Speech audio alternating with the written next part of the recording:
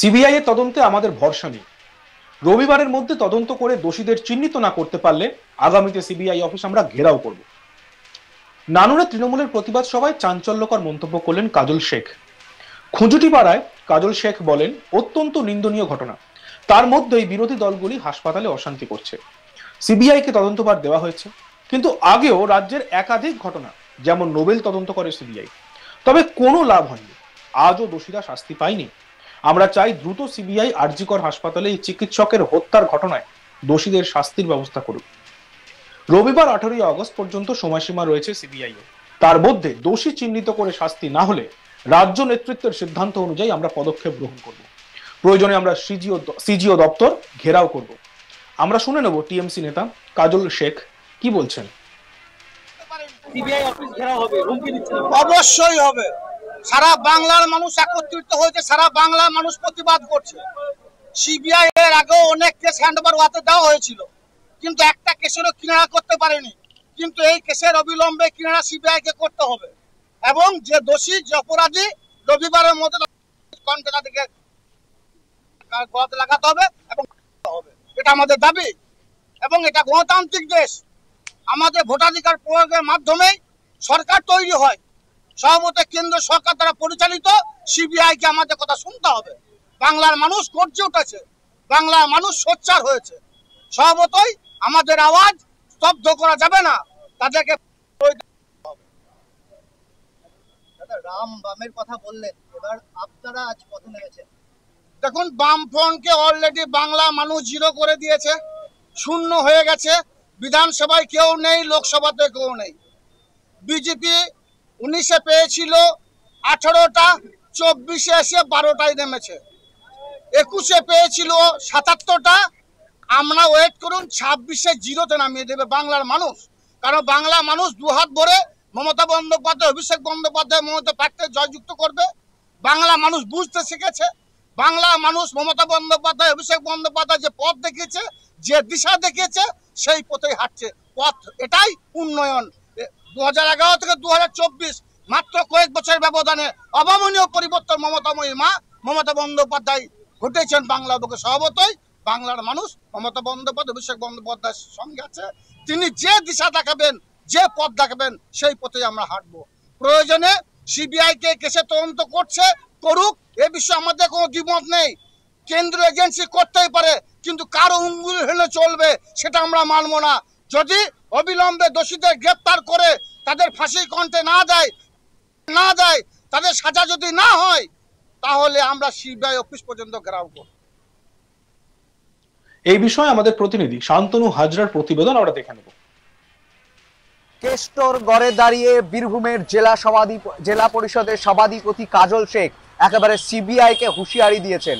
CBI যদি সঠিক তদন্ত না করতে পারে, রবিবারের মধ্যে যদি সঠিক তদন্ত না করতে পারে, তাহলে সিবিআই অফিস ঘেরাও করবেন। এমনই হুঁশিয়ারি, এমনই নিদান দিলেন বীরভূমের জেলা পরিষদের সভাধিপতি কাজল শেখ। কেষ্টর গড়ে দাঁড়িয়ে এইরকমই মন্তব্য করেছে। রীতিমতোই মুখ্যমন্ত্রী যখন পদযাত্রা মিছিল করেছে আরজি কর কাণ্ড নিয়ে, আরজি কর কাণ্ডের দোষীদের চাইছেন মুখ্যমন্ত্রী খোদ, ঠিক একই মতে সারা তৃণমূলের জেলা জুড়ে তৃণমূলের নেতৃত্বরা কিন্তু সেই যে আরজি করের প্রতিবাদ, সেই প্রতিবাদে কিন্তু পথে নেমেছে। রীতিমতো তারা কিন্তু এই কাণ্ডের জন্য রাম শ্যাম বাম তাদেরকে এদের চক্রান্ত ভেঙে দিতে বলছে, এমনই কিন্তু বিস্ফোরক মন্তব্য করছে। অন্যদিকে দিলীপ ঘোষ কিন্তু বীরভূমে এসে তৃণমূলের এই নাটককে একেবারে বিরোধীরা যে রাম বাম যে শ্যাম এইভাবে যে তারা আন্দোলনকে যে কটাক্ষ আক্রমণ করছে, দিলীপ ঘোষ বিজেপি নেতৃত্ব তিনি কিন্তু বীরভূমে এসে তৃণমূলের এই নাটককে তীব্র আক্রমণ কটাক্ষ করছেন। আরজি করে যে 14 আগস্ট মধ্যরাতে যে ভাঙচুরের ঘটনা ঘটেছিল, সেই ভাঙচুরের ঘটনা কিন্তু বীরভূমের জেলা পরিষদের সভাধিপতি কাজল শেখ বিরোধীদের চক্রান্ত, বিরোধীরাই এই কাণ্ডের সাথে জড়িত বলে কিন্তু বিস্ফোরক অভিযোগ তুলছে। সিবিআই অফিস ঘেরার নিদান দিচ্ছেন বীরভূম থেকে দাঁড়িয়ে। যে কেসটাকে সিবিআই ধরে নিয়ে গেছে, তারপর ইডি ধরেছে। একেবারে সিবিআই অফিসে হানা দেওয়ার হুমকি, সিবিআই অফিসে ঘেরাও করার হুমকি কিন্তু বীরভূমের জেলা পরিষদের সভাধিপতি কাজল শেখ দিচ্ছেন বীরভূমের নানুরের খুচুটিপাড়া থেকে দাঁড়িয়ে। অন্যদিকে আরজিকর কাণ্ড নিয়ে কিন্তু তৃণমূল বিরোধী, শাসক দল বানাম বিরোধী লড়াই কিন্তু রাজ্য রাজনীতিতে তুঙ্গে। এর আগে মমতা বন্দ্যোপাধ্যায় বলেছিলেন আন্দোলনেরও একটা সীমা থাকা উচিত, সেটা নজরে রাখতে হয়। আন্দোলন করেই আমি বড় হয়েছি। আদালত কিন্তু কাজে যোগ দেওয়ার কথা বলেছে। মুখ্যমন্ত্রী স্মরণ করিয়ে দেন চিকিৎসা, হাসপাতাল এসব জরুরি পরিষেবার অন্তর্গত। পেশায় প্রবেশের সময় প্রত্যেক চিকিৎসক সেই বিষয়ে অঙ্গীকারবদ্ধ হয়েছেন। তিনি বলেন হাসপাতালটা সেবার জায়গা। আমরা শুনে নেব মুখ্যমন্ত্রী মমতা বন্দ্যোপাধ্যায় কি বলেছিলেন। হাসপাতালটা ভ্যান্ডালিজমের জায়গা নয়, হাসপাতালটা হুলিগানিজমের জায়গা নয়, হাসপাতালটা সেবার জায়গা, হাসপাতালটা মুমূর্ষ রোগীদের সেবা দেওয়ার জায়গা। এবং তাই আমি বলবো, আমার সব জুনিয়র ডাক্তার হোক, সিনিয়র ডাক্তার হোক, সিস্টাররা হোক, কর্মচারীরা হোক, সবাইকে যে আপনারা দয়া করে সবাই কাজে জয়েন করুন, মানুষকে পরিষেবা দিন। গরিব মানুষ সবসময় প্রাইভেট হাসপাতালে যেতে পারে না, তবুও তাদের 5 লাখ টাকা করে স্বাস্থ্যসাথীর কার্ড আছে। গরিব মানুষ বিনা পয়সায় চিকিৎসা পায় সরকারি হাসপাতালে। আর আপনারা তো স্বীকার করবেন, আপনাদের ডাক্তার করতে গেলে রাজ্য সরকারের কত টাকা খরচা হয়।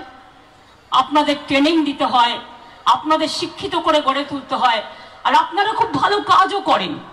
সেই কাজটাকে আমরা সমর্থন করি। অনেক সময় আমি দেখেছি সিনিয়র ডাক্তাররা জুনিয়র ডাক্তারদের উপর ডিপেন্ড করে। প্রিন্সিপাল ওভারঅল চার্জে থাকেন, HOD head of the department, এক একটা ডিপার্টমেন্টের হেডে যিনি থাকেন তিনি সবটা দেখেন সেই ডিপার্টমেন্টের। এছাড়াও মনে রাখবেন অন্যান্যরাও আছে, সিস্টারদেরও মাথার উপর একটা ইনচার্জ আছে। 4র্থ শ্রেণীর কর্মচারী থেকে শুরু করে সবার জন্যই আলাদা আলাদা ব্যবস্থা আছে। এই অবস্থায় একটা হাসপাতালে রাতে ওই ঘটনা ঘটলো কি করে? এটা তো আমার কাছে ডিউটিতে যারা থাকে তাদের প্রতি ঘন্টায় ঘন্টায় পেশেন্ট কেমন আছে, কোনো রকম প্রবলেম আছে কিনা তাদের দেখতে হয়। পুলিশের যেমন কোনো ছুটি নেই, ডাক্তারদেরও মনে রাখবেন অনেক কষ্ট করে কাজ করতে হয়। যেমন প্রেস মিডিয়ারও কোনো ছুটি নেই, ফায়ার ব্রিগেডেরও কোনো ছুটি নেই।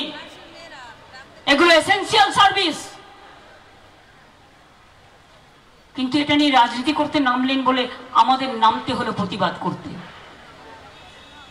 মনে রাখবেন আন্দোলনের মধ্যেই আমার জন্ম। দেখতে থাকুন আজ তক বাংলা, সাবস্ক্রাইব করতে ভুলবেন না।